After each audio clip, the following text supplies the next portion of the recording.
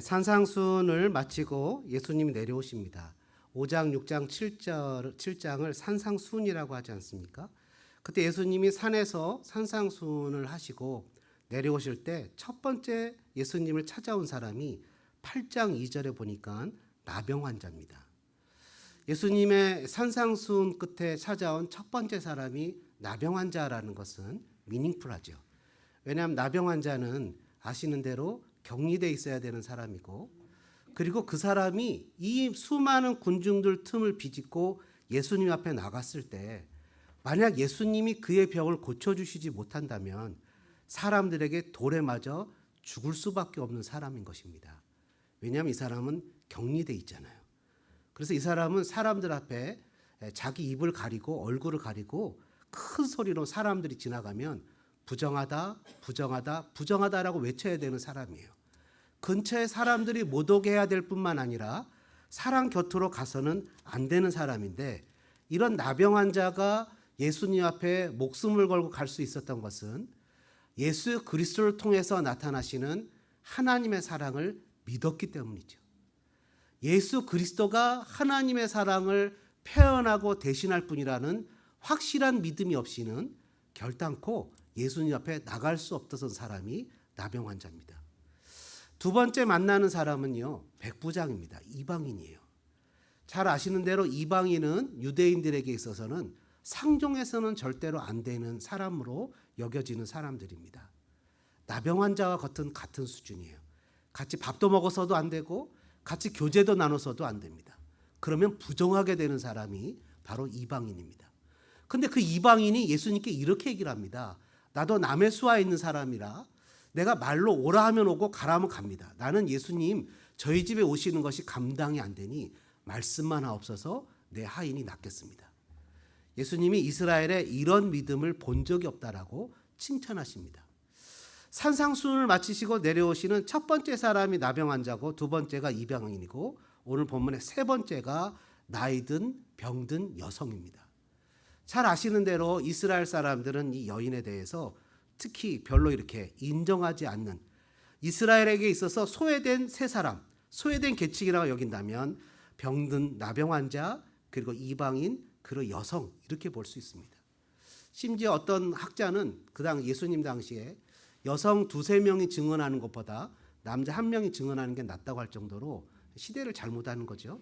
기독교가 유럽에 들어가서 여성들의 원래 하나님의 형상으로 창조된 얼마나 귀하고 아리따운 존재인지를 알려줬으니 지금 우리가 제대로 알고 있지, 그렇지 않았으면 이 야만인과 같은 시대에 살았던 시대입니다.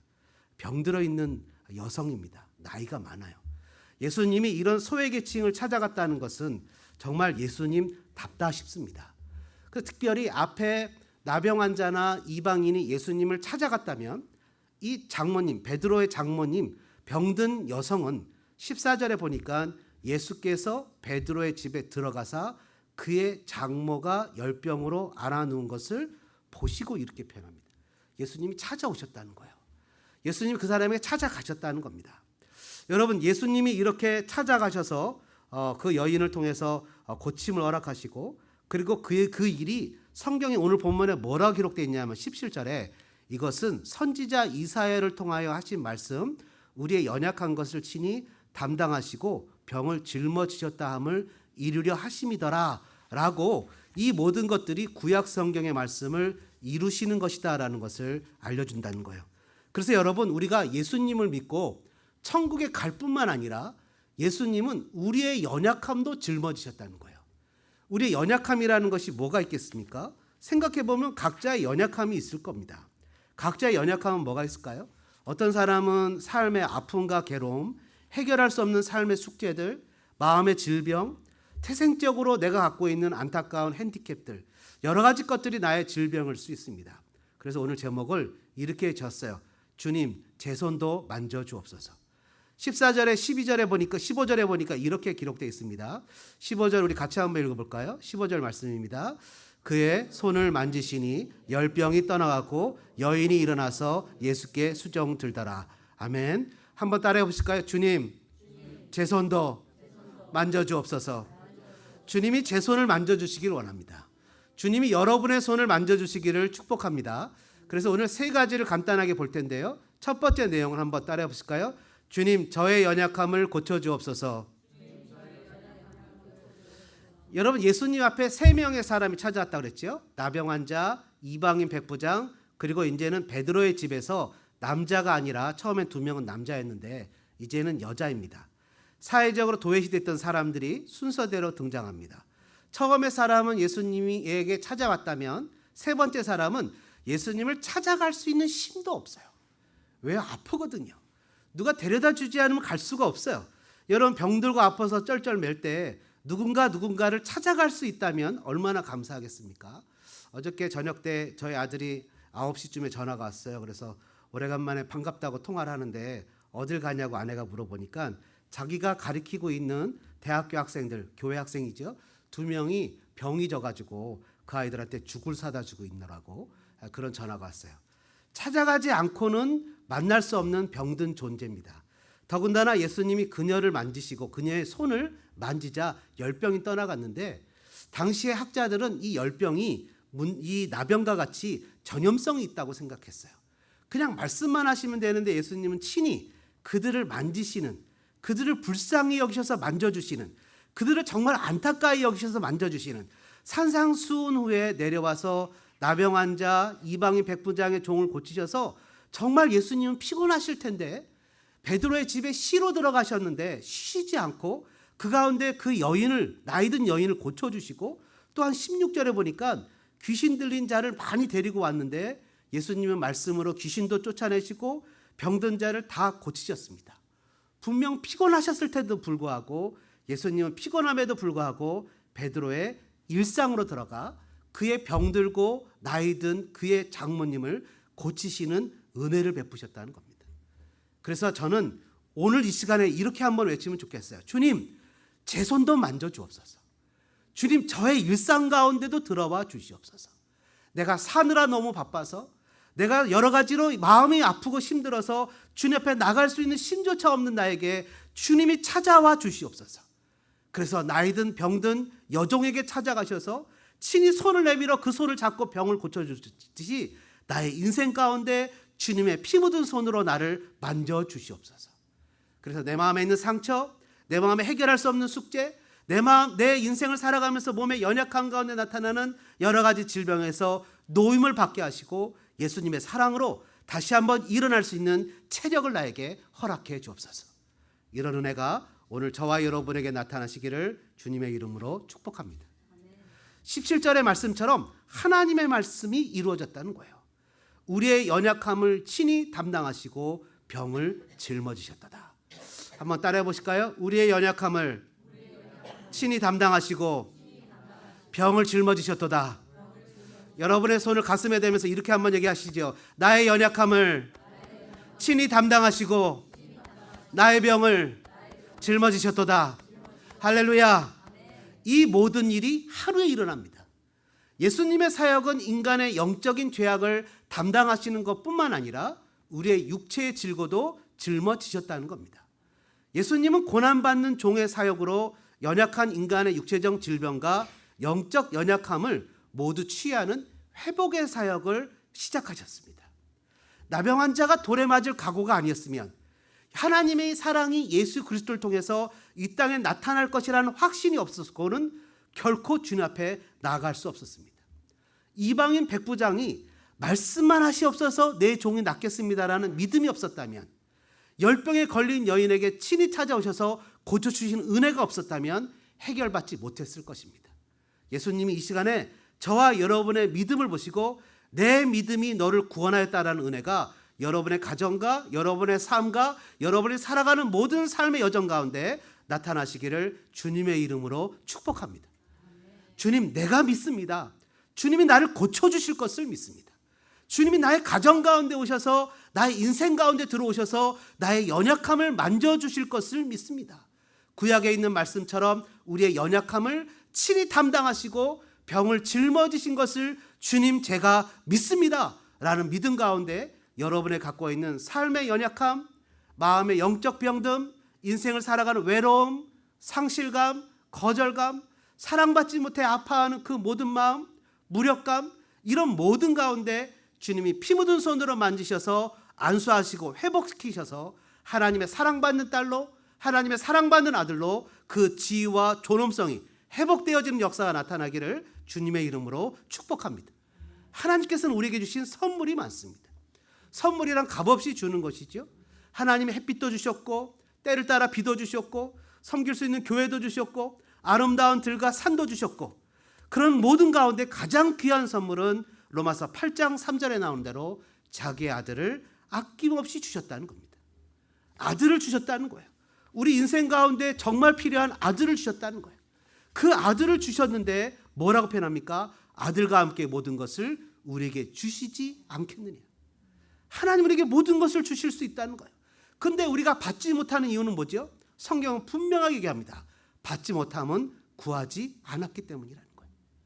구하지 않았기 때문에 받지 못한다는 거예요. 자기 아들을 아낌없이 내어주셨는데도, 여호와는 나의 목자시라 내가 부족함이 없다고 고백하는데도 내 인생에서 부족함이 있고, 아들을 주셨음에도 그것을 믿고 구원을 받았다는 것을 확신하면서도 인생에서 늘 결핍이 나타나는 이유는 무엇이냐? 성경은 분명하게 우리에게 얘기하는 이유는 뭐냐면 구하지 않았다는 거예요. 구하지 않았기 때문에 우리가 받지 못하고 누리지 못하고 갖지 못했다는 거예요.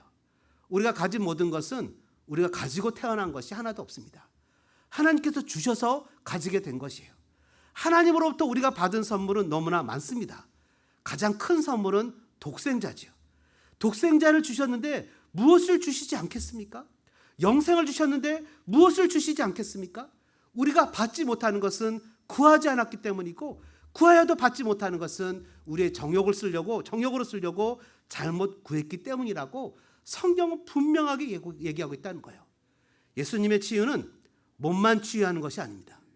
예수님의 치유를 통해서 베드로의 장모님은 치유된 그 몸 상태뿐만 아니라 그녀는 그것이 그전에는 다른 사람들에게 도움을 받아야만 살 수 있었던 몸이라면 이제는 그 여인이 다른 사람을 도울 수 있는 사람이 되었다는 거예요. 15절에 보니까 뭐라 기록합니까? 이렇게 써 있어요. 그의 손을 만지시니 열병이 떠나가고, 같이 읽어볼까요? 여인이 일어나서 예수께 수종들더라. 이 여인이 예수님께 은혜를 받았을 때 정당한 반응을 보이는 건 바로 예수님을 섬기는 삶으로 나아갔다는 거예요. 많은 사람들이 하나님께 은혜를 받았을 때, 하나님이 시간 주시고 건강 주시고 물질 주셨을 때 그 시간과 물질과 건강을 가지고 예수님, 나에게 이런 은혜를 주셨는데 내가 이것을 어떻게 쓸까요? 라고 주님께 정당한 반응을 보였다는 거예요. 이 여인이 인플루언서가 됐다는 거죠. 삶에 영향력을 주는 사람이 됐다는 거예요. 많은 사람들 앞에 주님이 하나님의 사랑을 이 땅에 나타내실, 하나님의 사랑을 이 땅에 증거하실 분이라는 것을 증거하는 삶을 살게 됐다는 겁니다. 주님은 우리의 몸도, 우리의 마음도, 우리의 정신도, 우리의 환경도 변화시켜 주실 수 있는 분입니다. 그래서 저와 여러분이 주님을 만나야 됩니다. 주님 앞에 이렇게 고백해야 돼요. 주님, 저는 연약합니다. 주님, 저는 연약합니다. 주님, 저는 연약합니다. 주님, 저에게 오셔서 저를 만져주시고 저의 연약함을 고쳐주옵소서. 주님, 열병이 있습니다. 마음에 상처가 있고 아픔이 있고 해결할 수 없는 삶의 무게가 있습니다. 이민생활 하루가 지나고 1년이 지나고 10년이 지나고 20년이 지나니 나도 모르게 어느덧 꿈도 사라져갔고, 나도 모르게 어느덧 내 몸도 마음도 무뎌져가고, 육신도 갈수록 더욱더 힘들어져가고 아파져 갑니다. 무릎도 아프고 허리도 아프고, 하나님 정말 너무나 나는 연약합니다. 주님, 나를 고쳐주옵소서. 무거운 짐을 지고 지친 사람은 모두 나에게 오너라. 내가 너희를 쉬게 할 것이라고 말씀하신 주님, 나를 만져주옵소서. 여러분, 이럴 때 주님의 은혜가 저와 여러분의 삶에 나타나게 될 것입니다. 주님, 제 손도 만져주옵소서. 두 번째는 고침을 받았으면 오늘 본문에 봤던 것처럼 예수님을 섬겨야 된다는 거예요. 15절에 봤던 것처럼 열병이 떠나가니 일어나 여인이 예수님께 수종을 들었습니다. 여러분, 놀랍지 않습니까? 예수님의 손이 그녀의 무력한 손을 닿자 그 무력한 손이 섬기는 손으로 변하게 됩니다. 강제적으로 하지 않았어요. 억지로 하지 않았어요. 예수님이 그녀의 손에 손길을 닿자 섬김의 마음과 체력을 주님이 주십니다. 주님을 만나니 여인의 삶에 변화가 나타납니다. 누구도 돌보지 않고 돌보지 못하고 누워있던 나이 많은 여인이 일어나 사람을 섬기기 시작합니다. 더 놀라운 것은요, 20절의 말씀입니다. 20절에 이렇게 기록되어 있습니다. 예수께서 이르시되 여우도 굴이 있고 공중의 새도 거처가 있을 때 인자는 머리 둘 것이 없다 하시더라. 여우도 생존을 위해 서바이벌을 위해서 굴이 있어요. 공중의 새도 서바이벌을 위해서 필요한 거처가 있습니다. 그러나 예수님은 생존에 필요한 것이 아무것도 없어요. 그런 예수님께서 사람들의 생존에 필요한 것을 공급해 주십니다. 그런 예수님께서 능력을 만드시고 기적을 만드시고 사람들에게 모든 충만한 것을 고쳐주시고 채워주십니다. 예수님이 존귀와 능력과 권세와 영광으로 가득 채워진 상태에서 남들에게 필요한 것을 주시는 줄 알았는데 예수님은 머리 둘 것도 없이 아무것도 없는 약함을 담당하고 병을 짊어지시고 하시니 너무 당황스럽습니다. 고아와 나그네와 과부를 불쌍히 여기시기에 가득가득 채워진 것에서 고아에게 조금, 과부에게 조금, 나그네에게 조금 주시는 줄 알았는데 주님은 오히려 친히 나그네가 되시고 고아가 되시고 과부가 되셔서 연약한 사람들에 대한 단순한 이해를 뛰어넘어 그들 가운데서 우리들 가운데 계시면서 내 옆에 계시면서 나와 같이 되시면서 나의 모든 것을 채울하시고 공감하시고 나와 함께 살아가고 계시더란 말입니다. 이것이 신앙의 역설이에요. 약할 때 강함 되시는 하나님의 능력이 나타나는 역설입니다. 세상은 넘쳐 흘러도 보내지 않습니다. 더 가지려 합니다. 나누려 하지 않습니다. 그들이 노력하지 않았다고, 그들이 업보라고, 그들은 그런 고통을 당해도 싸다고 얘기하면서 더 많은 것을 누리면서도 남에게 나눠주려고 하지 않습니다. 그러나 예수님은 머리 둘 것도 없지만 자신의 생명까지도 다 풍성하게 나눠주시는 분입니다. 약한 자를 들어 강한 자를 부끄럽게 하시는 하나님의 역설적 표현입니다. 오늘 우리가 무엇이 있으면 누구를 돕고 내 생활이 풍족해야 남을 도울 텐데 그런 저와 여러분에게 성경은 사르밧 과부를 바라보라고 얘기합니다. 내 금쪽 같은 아들과 마지막 먹을 양식 한 움큼밖에 남지 않았습니다. 그것을 요구하는 선지자가 있습니다. 그에게 내 아들의 마지막 양식을 제공하는 가루 한 움큼과 병에 있는 아주 작은 양의 기름을 가지고 떡 한 조각을 만들어서 아들에게 먹이고 이제 죽겠노라고 결심하고 있는 모자 앞에 하나님의 선지자 엘리야를 보내셔서 그거 너 먹지 말고 먹고 죽으려고 했던 그 떡 한 조각을 엘리야에게 대접하라고 했을 때 놀라운 하나님의 역설은 그 가루가 마르지 않고 기름이 마르지 않았다는 기적이 나타났다는 겁니다. 사람들은 움켜질 때 이런 기적을 경험하지 못합니다. 사람들은 자기의 것만을 추구하고 살아갈 때 이런 기적을 경험하지 못합니다. 내 것도 쓰기에 부족한데 어떻게 내가 남을 돕나? 내가 가진 것도 부족하고 우리 자녀들, 우리 이웃들, 우리 가족을 돌보기도 부족한데 어떻게 남들에게, 우리 교회 챙기기도 바쁜데 어떻게 다른 사람, 내 가족 챙기기도 부족한데 어떻게 이름도 모르고 뜻도 모르는 사람에게 무엇을 줄 수 있나? 엘리야를 시돈 땅의 생활 극빈자 사르밧 과부에게 보내신 것부터가 하나님의 유머입니다. 그 역설의 순종이 기적을 만들어냅니다. 그건 지금도 동일하게 나타납니다. 우리가 다 경험해봐서 압니다. 가난한 자를, 내가 가진 것이 없지만 가난한 자를 도와주게 될 때 그 사람에게 준 것보다 훨씬 많은 것으로 내 마음에 채워지는 것을 느끼게 되어줍니다.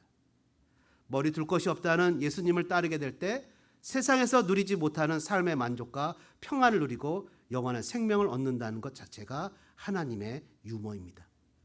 다 도와줄 수 있는 형편이 있는 것도 아니고 고쳐줄 수 있는 능력이 있는 것도 아닌데 내 기도를 들으시고 없는 내가 섬기는 것을 보시고 오병이어의 풍성함을 나타내시는 하나님의 기적을 맛보게 됩니다. 남을 섬기는 일의 중요성은 베드로의 장모님이 병이 낫자 곧 일어나 예수와 제자들을 섬기기 시작했다는 것에서 볼 수 있습니다. 이것은 우리 자신이 축복을 받았을 때 다른 사람들을 위해 우리의 재능과 능력을 사용하는 것의 중요성을 보여주는 것입니다. 이런 은혜를 받았다면 어떻게 해야 될까요? 오늘 보면 마지막 22절에 주님은 우리에게 오늘 이렇게 말씀하고 계십니다. 한번 따라해 보실까요? 너는 나를 따르라. 여러분, 마지막 세 번째로 주님 제 손도 만져주옵소서. 세 번째는 고침, 은혜를 받았다면 내 경험과 생각을 초월해 예수님을 따라야 한다는 겁니다. 내 경험과 생각을 초월해 예수님을 따라야 한다는 거예요. 고침을 받았다면 예수님을 따라야 됩니다. 여러분, 예수님을 따르게 될 때 지금까지 경험해 보지 못한 새로운 세계가 예수님으로 인해 나타나게 됩니다. 수많은 무리들이 예수님께 모이고 열광을 하게 됩니다. 그때 예수님은 제자들에게 18절에 이렇게 명령하십니다. 18절을 같이 볼까요? 함께 읽겠습니다. 예수께서 무리가 자기를 에워싸는 것을 보시고 건너편으로 가기를 명하시니라. 여러분, 놀랍지 않습니까? 사는 사람들이 모이게 됐을 때 예수님은 이 사람들에게 어떻게 해야 됩니까? 사람들의 구획을 정해라, 등록 카드를 받아라, 그리고 이 사람들이 앞으로 어떤 부서에서 섬겨야 될지를 정리해라 라고 얘기를 하는데, 그 사람들을 두고 제자들에게 뭐라고 표현하냐면 건너편으로 가라. 건너편으로 가라는 것은 갈릴리 호수를 넘어서 배 타고 가라는 얘기죠. 아침부터 저녁까지 산상수훈을 하시고 병든 자들을 고쳐주시고 저녁 무렵에 갈릴리 호수를 건너가라고 얘기하시는 것은 당시의 어부 출신인 제자들에게는 대단한 도전입니다. 왜냐하면 그들의 경험상 밤에 갈릴리 호수로 나가는 것은 자살 행위와 똑같기 때문이에요. 왜냐하면 갈릴리 호수는 밤에 강풍이 일어난다네요. 그래서 밤에 갈릴리 호수에 배 타고 나가는 건 이 경험 많은 이 사람들에게는 도대체 이해할 수 없는 일이에요. 그러니 이 사람들이 뭐라고 표현하냐면 19절에 이렇게 얘기합니다. 한 서기관이 예수께 이르되 선생님이여, 갈릴리 호수 건너가는 거 말고 여기서 어디로 가시든지 저는 따르겠습니다. 어디로 가든지 주님을 따르겠습니다. 갈릴리 호수 건너가라고 얘기하지 마세요. 그냥 주님 가시는 곳만 따라가겠습니다. 우리 경험상 그런 것은 맞지 않아요 라고 얘기하는데, 주님은 경험을 뛰어넘어서 나를 따르라는 거예요. 예수님을 믿게 되고 은혜를 누리고 예수님이 나의 주님이라고 고백한다면 내가 가진 버젯으로는 맞지 않아요. 내가 가진 시간상으로는 순종할 수가 없어요. 내가 가진 삶의 여건과 환경은 그런 길로 갈 수가 없어요. 그러나 하나님이 내 마음에 감동을 주시고 나에게 그런 말씀을 하신다면 그냥 발걸음을 내딛는 겁니다. 그럴 때 기적을 만나게 되는 거죠. 약함을 담당하시고 병을 짊어지시고 머리 둘 것이 없으신 그 예수님의 놀라우신 역사와 능력이 나타나게 된다는 거예요. 이 많은 무리들을 뒤로하고 위험을 무릅쓰고 따로 떨어져 가지 않겠습니다. 주님, 지금 이곳에서 따르겠습니다. 결정해 주세요. 해답을 주세요. 이 사람들을 데리고 군대를 조직해서 이스라엘의 번영을 만들어야 되지 않겠습니까? 단호하고 결연한 각오로 대답하지만 예수님은 딱 한 말씀 하시는 거예요.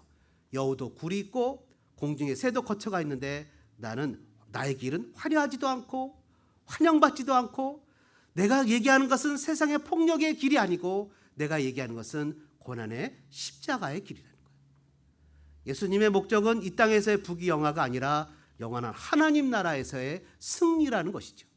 그렇기 때문에 아픔도 있을 수 있고 고난도 있을 수 있고 견딤이 있을 수도 있고 수많은 사람의 파퓰리즘, 그 사람들의 인기를 따라가는 것이 아니라 하나님이 기뻐하시는 길을 걸어가기 때문에 내 경험도 내 상식도 내가 생각하는 거와 전혀 다를 수 있다는 거예요.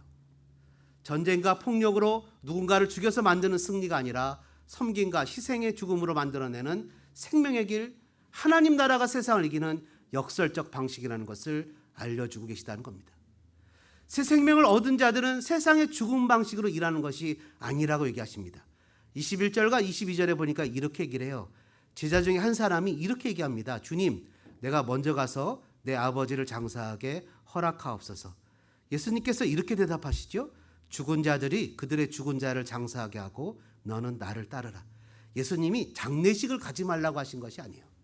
예수님도 장례식에 가서 슬퍼하셨어요. 예수님 우리에게 무엇을 얘기하십니까? 죽음에 관한 일에 대해서 시간과 마음을 쓰지 말고 살리는 일에 살리는 일에 시간을 쏟아내라는 거예요.